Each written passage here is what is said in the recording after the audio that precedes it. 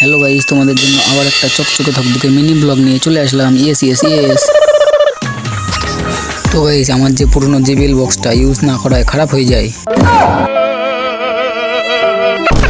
বিড়ি মেরে ডাক্তার হয়ে নিজেই অপারেশন করতে লাগলাম JBL বক্সটার। Operation successful.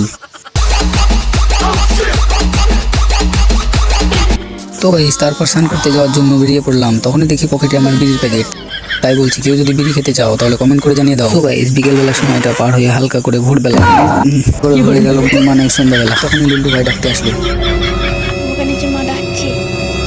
সো গাইস, বুঝতেই পারছো সন্ধ্যাবেলা, তাই এক বাটি জল নিয়ে 5 স্টারে চলে এসে আদা দিয়ে চা বসিয়ে দিলাম। তারপর যা যা লাগে দিয়ে দিলাম এবং চা ছেঁকে দুজনে নিয়ে নিলাম। চায়ে চুমুক দিতেই লুল্লু ভাইয়ের অবস্থা। তারপর লুল্লু ভাই চায়ের নেশা একটু হালকা করে গা গড় করে দিয়ে ছেঁড়া বই নিয়ে পড়াশোনা করে নাই। তারপর মা ডাক দিল খাওয়ার জন্য এবং আমি আর আমার বন্ধু দুজনেই খেয়ে চলে আসলাম। বাই।